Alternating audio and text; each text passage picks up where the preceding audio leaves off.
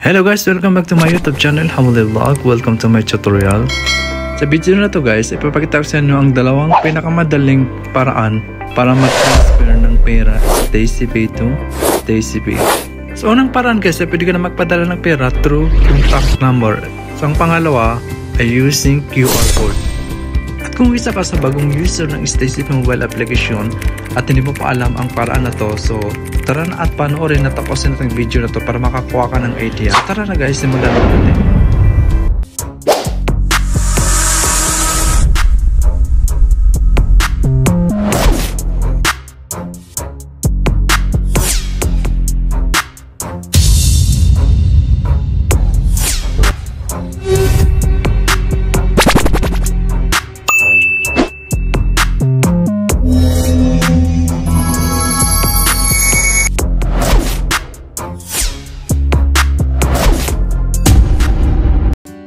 Ang unang paraan na gagawin natin guys ay kung paano mag-transfer ng pera sa STCP through contact number. So punta tayo sa ating STCP mobile application at tayo maglalagin guys. So pag nakapag-login tayo, then i-click natin tong contact transfer. Then hanapin natin yung number, mobile number kung saan tayo magta-transfer ng pera.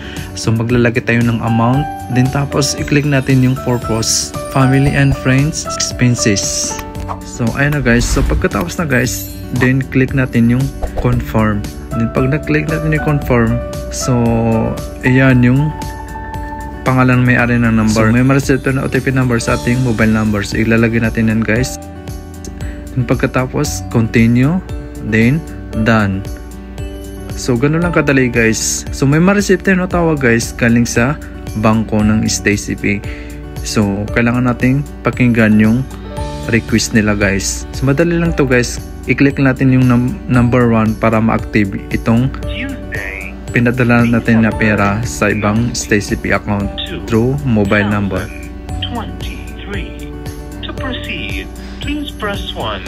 To cancel, press 2. So ganun lang kadali guys. So ito yung message na galing sa STCP na receive na yung tin-transfer ko na pera guys. So ang susunod na gawin natin guys ay yung pangalawa. So punta tayo sa ating STCP mobile application ulit. Then open natin tayo maglalagin. So pag nakapag-login tayo guys, then punta ulit tayo sa transfer to contact. Then ayan.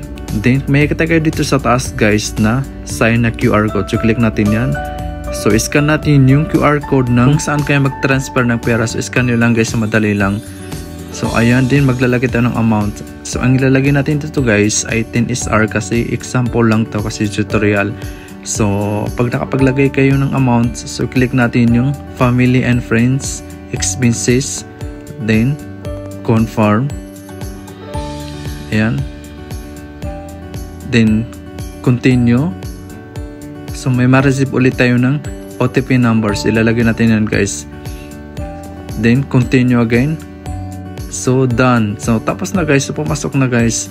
So itong pinaka-last tutorial na to guys, pag gumagamit na ng QR code ay hindi na tumatawag sa atin yung bangko.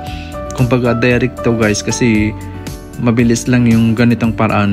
Pag mag-transfer kayo ng pera through QR code, so mabilis lang, hindi tumatawag sa inyo yung bangko ng STCP para ma-activate yung pera na itatransfer nyo sa ibang account ng STCP.